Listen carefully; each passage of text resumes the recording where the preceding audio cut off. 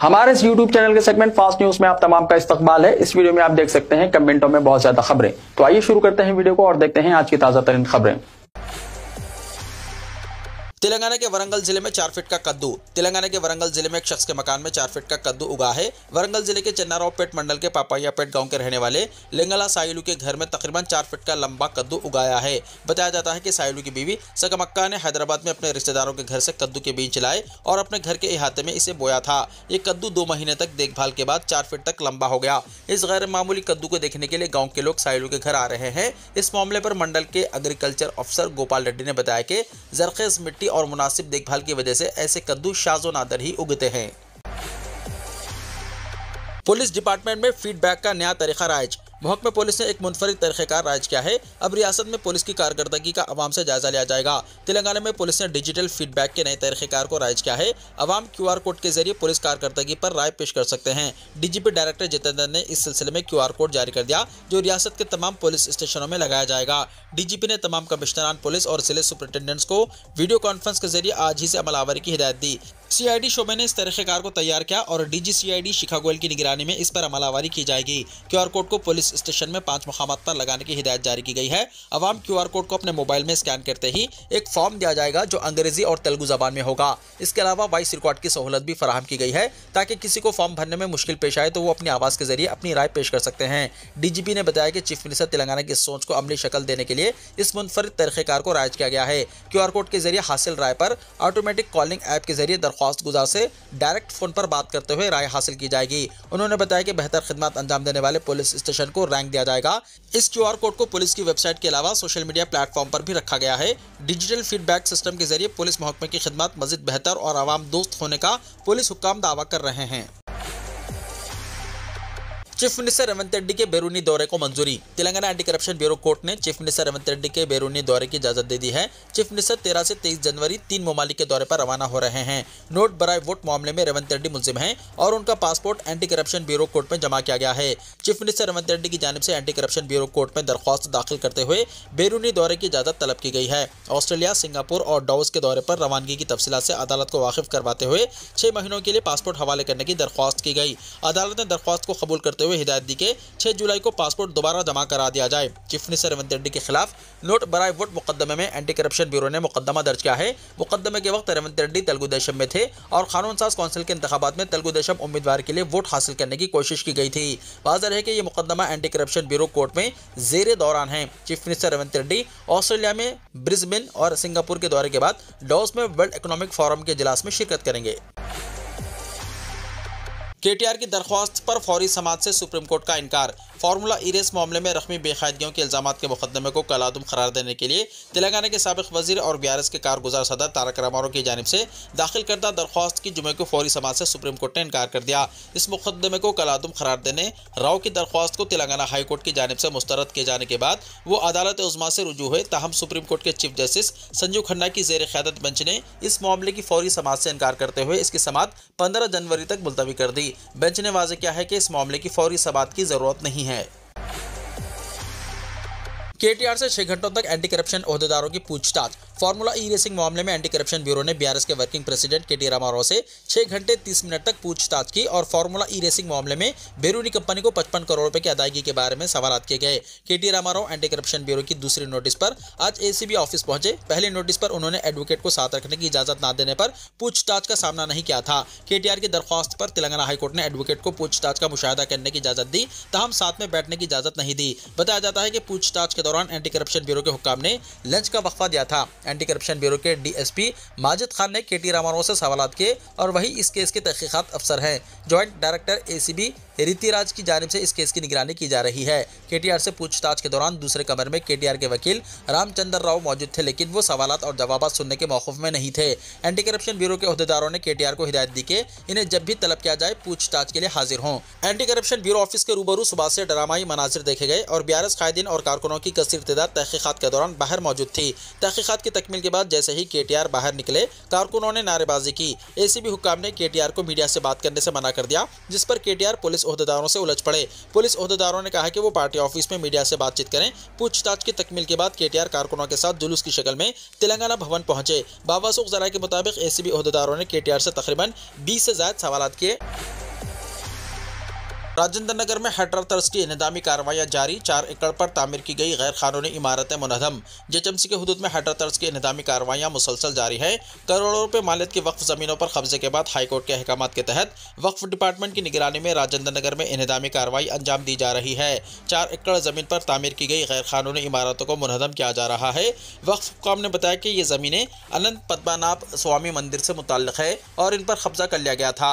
कई नोटिस जारी करने के बावजूद कोई जवाब न मिलने पर हुक्काम ने जेसीबी मशीनों के जरिए गैर कानूनी शेड्स को हटाना शुरू किया। इस कार्रवाई के दौरान मुकामी अफराद और हुक्काम के दरमियान शदीद तनाज़ा पैदा हो गया। पुलिस की भारी निफरी के दरमियान हुक्काम की टीम ने गैर कानूनी तामीरात को ख़त्म करने का अमल जारी रखा। शहर में गर्मा के आगाज से पहले ही गैर मुअल्लिना बरक़ी कटौती। दोनों शहरों हैदराबाद और सिकंदराबाद के कई इलाकों में मौसम गर्मा के आगाज से पहले ही गैर मुअल्लिना बरक़ी कटौती का सिलसिला शुरू हो चुका है। शहर के मुख्तलिफ मुकामात और महल्लजात से इस बात की शिकायत मौसूल होने लगी है कि मरम्मत और मेंटेनेंस के नाम पर रोजाना के असास पर कम अज़ कम 2 घंटे बरक़ी सरबराही मजदूद की जाने लगी है और इन शिकायत के सिलसिले में बरक़ी ओहदेदारों से रब्ता करने की कोशिश भी मुसलसल नाकाम साबित होने लगी है। शहर हैदराबाद में बिला वक्फा और मियारी बरक़ी सरबराही के दावे किए जाते रहे हैं, लेकिन आमतौर पर मौसम गर्मा के आगाज से पहले महकमे बरक़ी की जानिब से बरक़ी तारों पर आने वाले दरख्तों की कटाई के अलावा बरक़ी ट्रांसफार्मर्स के मरम्मत और दीगर कामों के लिए इत्तला देते हुए बरक़ी सरबराही को मजदूद किया जाता है। लेकिन पुराने शहर के कई इलाकों में गुज़िश्ता एक हफ्ते से रोजाना के असास पर बरक़ी सरबराही को बंद किया जाने लगा है और दरियाफ्त करने पर कहा जा रहा है कि मरम्मती कामों की अंजामदही के लिए बरक़ी सरबराही बंद कर दी गई है। Telangana southern power distribution company limited के ओहदेदारों के मुताबिक दोनों शहरों के मुख्तलिफ सब स्टेशन में जारी मरम्मती कामों के सबब बरक़ी सरबराही में खलल पैदा हो रहा है और टीएसपीडीसीएल की जानिब से मौसम गर्मा के दौरान बिला वक्फ़े मियारी बरक़ी सरबराही को यकीनी बनाने के इक़दाम के तौर पर मौसम गर्मा के आगाज से पहले इन कामों को मुकम्मल करने के इक़दाम किए जा रहे हैं। बताया जाता है कि मुख्तलिफ सब स्टेशन में मरम्मती कामों को मरहलेवार अंदाज में मुकम्मल करने की मनसूबाबंदी के नतीजे में बाज़ इलाकों में बार बार बरक़ी सरबराही बंद की जा रही है, जबकि इन इलाकों में कामों को मुकम्मल किया जा चुका है। भू भारती बिल को गवर्नर ने मंजूरी दे दी। तेलंगाना में कांग्रेस हुकूमत ने जो भू भारती बिल पेश किया था, जिसको गवर्नर जिष्णुदेव वर्मा ने मंजूरी दे दी है, इस बिल को जल्द जल्द नाफिज करने के लिए रेवेन्यू वजीर पी श्रीनिवास रेड्डी ने हुक्काम को हिदायत दी है। गवर्नर की मंजूरी हासिल करने के बाद भू भारती बिल की कॉपी को सेक्रेटेरिएट में रेवेन्यू महकमे के अहम सेक्रेटरी नवीन मित्तल ने पी श्रीनिवास रेड्डी को दी। इस मौके पर बात करते हुए वजीर श्रीनिवास रेड्डी ने कहा कि हर रेवेन्यू गाँव के लिए एक रेवेन्यू ऑफिसर तैनात किया जाएगा और इस हवाले से काम तेजी से मुकम्मल किया जा रहा है। तेलंगाना के अवाम को बेहतर और जामे रेवेन्यू खिदमत फराहम करनी है। हुकूमत के मंसूबों के मुताबिक रेवेन्यू महकमे को फाल होना चाहिए और अवाम तक अपनी खिदमत पहुँचानी चाहिए। हुकूमत की पॉलिसियों में अवाम को मरकज़ बनाकर हमारे फैसले और ख्यालात तरतीब दी जाती है। अवाम को खुश रखने के लिए रेवेन्यू महकमे के अफसरान और अमले को यकजहती के साथ काम करना होगा। हेलमेट लगाने के बावजूद चालान, ट्रैफिक पुलिस के ऑनलाइन चालानात के जुनून की वाज़ेह मिसाल। इसे ट्रैफिक पुलिस की हद से ज़्यादा मुस्तैदी कहा जाए या ऑनलाइन चालानात का जुनून। हेलमेट लगाते हुए मोटरसाइकिल पर जाने वाले शख्स को हेलमेट के बगैर गाड़ी चलाने के लिए न सिर्फ चालान जारी कर दिया गया, बल्कि उनकी तस्वीर भी चालान के साथ अपलोड कर दी गई। तफसीलात के मुताबिक सैयद बिलाल अहमद नवीद के नाम पर 8 जनवरी की दोपहर 2:14 पर एक ई चालान तस्वीर के साथ ऑनलाइन अपलोड किया गया, जिस पर लिखा है कि हेलमेट के बगैर गाड़ी चलाने पर इन्हें 100 रुपये का चालान किया गया है। इस चालान को क्लिक करने पर जो तस्वीर नजर आ रही है, इसमें वो बाकायदा तौर पर हेलमेट लगाए हुए देखे जा सकते हैं। इस चालान को देखने के बाद उन्होंने ट्रैफिक पुलिस से ऑनलाइन राब्ता कायम करते हुए शिकायत दर्ज करवाई, लेकिन 24 घंटे गुजरने के बावजूद भी ऑनलाइन चालान नहीं हटाया गया। वाज़ेह है कि आला ओहदेदारों की जानिब से यह कहा जाता है कि मसरूफ तरीन औकात में ट्रैफिक पुलिस के अमले की जानिब से ट्रैफिक के बहाव को यकीनी बनाने पर तवज्जो दी जाती है, जबकि शहर के कई मुकामात पर सुबह के टाइमिंग्स में जब लोग दफातर, नौजवान कॉलेज और बच्चे स्कूल के लिए जाते हैं, उस वक्त भी ट्रैफिक का अमला ट्रैफिक के बहाव को यकीनी बनाने के बजाय तस्वीर कशी में मसरूफ नजर आता है। संतोष नगर चौराहे के पास सुबह के टाइमिंग्स में मुलाजिमीन में पुलिस अक्सर तस्वीर कशी में मसरूफ नजर आते हैं, जबकि मलकपेट से मूसराम बाग जाने वाली सड़क पर बास ट्रैफिक पुलिस मुलाजिमीन दरख्त की आड़ या खुफिया तौर पर इस मसरूफ सड़क से गुजरने वालों की तस्वीर कशी करते हुए नजर आते हैं। तेलंगाना के कामारेड्डी में नकली डॉक्टर गिरफ्तार, कई अजला के बड़े दवाखानों में क्या था काम। तेलंगाना की कामारेड्डी पुलिस ने रविंदर नामी एक नकली डॉक्टर को बेनकाब किया। रविंदर, जो कि स्टार अस्पताल में डॉक्टर होने का दावा कर रहा था, इसको गिरफ्तार कर लिया गया। पुलिस के मुताबिक रविंदर 3 साल से आदिलाबाद और कामारेड्डी के मुख्तलिफ अस्पतालों में फर्जी सर्टिफिकेट्स के जरिए डॉक्टर बनकर काम कर रहा था। रविंदर, जो मंचरियाल जिले के रामकृष्णापुर गाँव का रहने वाला है, इसने डॉक्टर रविंदर रेड्डी के नाम से जाली सर्टिफिकेट्स तैयार किए थे। इसने दावा किया था कि इसने गांधी मेडिकल कॉलेज से MBBS किया है और मेडिकल काउंसिल के नाम पर भी जाली सर्टिफिकेट्स बनाए थे। रविंदर ने अपने तिब्बी करियर का आगाज कामारेड्डी से किया और आदिलाबाद के खानापुर शमक्खा अस्पताल में बच्चों के माहिर डॉक्टर के तौर पर काम करने के लिए इंतजामिया से 2 लाख रुपए का मुआहदा किया। कामारेड्डी पुलिस ने आखिरकार रविंदर को गिरफ्तार किया और इसके कब्जे से जाली सर्टिफिकेट्स और एक जाली आधार कार्ड बरामद किया। मुलजिम को रिमांड पर भेजा गया है और इसके खिलाफ मजीद कार्रवाई जारी है। नलगुंडा एक्स रोड फ्लाईओवर की तामीर के लिए 97 करोड़ का इजाफी budget. Municipal administration and urban development महकमे ने नलगुंडा एक्स रोड फ्लाईओवर तथा संतोष नगर की तामीर के लिए 97 करोड़ रुपए के इजाफी बजट को मंजूरी दी है। हैदराबाद में एक तामीर 3.38 किलोमीटर 4 लेन फ्लाईओवर और स्ट्रेटेजिक रोड डेवलपमेंट प्रोग्राम के हिस्से के तौर पर शुरू किया जा रहा है। पहले 523 करोड़ रुपए में तामीर होने का तखमीना लगाया गया था। ये फ्लाईओवर अब GHMC की जानिब से उठाए गए नजरसानी शुदा तदावीज के लिए इंतजामी मंजूरी के बाद 620 करोड़ रुपए में खत्म हो जाएगा। 4 लेन पर मुश्तमिल स्टील फ्लाईओवर हैदराबाद के पुराने शहर के जरूरी हिस्सों को, जो चंचलगुड़ा में गवर्नमेंट प्रिंटिंग प्रेस से लेकर मुंसलिक करेगा, जिसमें एक रैम संतोष नगर में यादगिरी थिएटर की तरफ जाता है और दूसरा चंपापेट की तरफ ट्रैफिक की सहूलत फराहम करता है। एक बार मुकम्मल होने के बाद ये अहम जंक्शनों पर भीड़ को कम करेगा, बशमूल आय सदन, सईदाबाद और चंचलगुड़ा। इस तरह अहम रिहायशी और तिजारती इलाकों तक रिसाई को बेहतर बनाएगा। फ्लाईओवर का काम साल 2021 में शुरू हुआ और जून 2023 तक खत्म होना था। हैदराबाद के पुराने शहर के कुछ हिस्सों में हुसूल अराजी के काम, ज़ेर ज़मीन पीने के पानी और नक्काशी की पाइपलाइनों और बिजली के खंभों की तब्दीली ने फ्लाईओवर की तामीर की लागत को बढ़ा दिया। स्टील, सीमेंट वगैरह की कीमतों में इजाफे से अखराजात में इजाफा हुआ। MAUD ने तफसीली नजरसानी शुदा तजावीज़ का बगौर जायजा लिया, जिसके बाद अखराजात की मंजूरी दी। मुकामी इत्तलात के मुताबिक पुराने शहर के मुख्तलिफ हिस्सों को जोड़ने वाले फ्लाईओवर को मई 2025 के आखिर तक आवाम के लिए खोल दिया जाएगा। तेलंगाना के कई इलाकों में एक मरतबा फिर सर्दी की लहर में इजाफा। तेलंगाना के कई इलाकों में एक मरतबा फिर सर्दी की लहर में इजाफा दर्ज किया गया है। हैदराबाद और रियासत के बाज़ हिस्सों में औसतन अक़ल तरीन दर्जा हरारत 2 डिग्री सेल्सियस से 4 डिग्री सेल्सियस तक गिर गया। हैदराबाद और इसके आसपास के इलाकों, बिलखुसूस रंगारेड्डी जिले के मोइनाबाद और इब्राहिमपट्टनम, आदिलाबाद, आसिफाबाद, कामारेड्डी और संगारेड्डी अजला के कई इलाकों में अक़ल तरीन दर्जा हरारत वाहिद अदद तक पहुँच गया। अक़ल तरीन दर्जा हरारत में मज़ीद इजाफे का इम्कान है। महकमे मौसमियात ने पेशकशी की है कि आइंदा 3 दिनों में अक़ल तरीन दर्जा हरारत मामूल पर रहने का इम्कान है।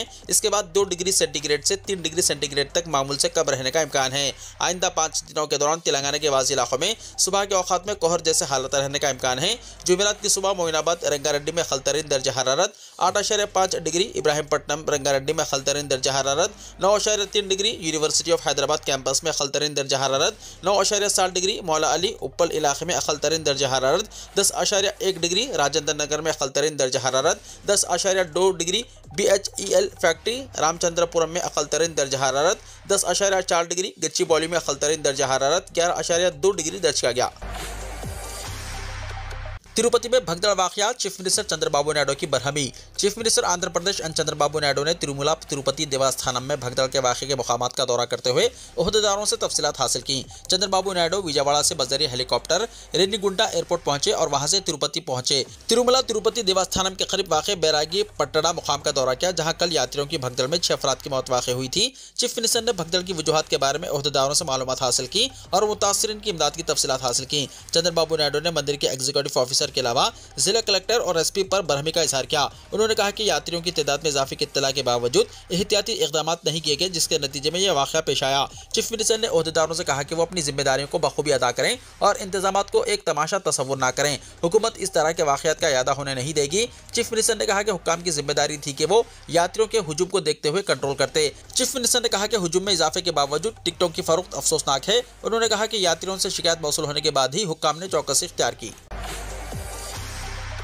तिरुपति वाक़या, 25 लाख रुपए मुआवजे का ऐलान। तिरुपति में पेश आए भगदड़ वाक़े में हलाक होने वालों के अरकान खानदान के लिए आंध्र प्रदेश हुकूमत ने 25 लाख रुपए के मुआवजे का ऐलान किया। भगदड़ में 6 अफराद की मौत हो गई और कई अफराद जख्मी हुए जो दवाखाने में जेर इलाज हैं।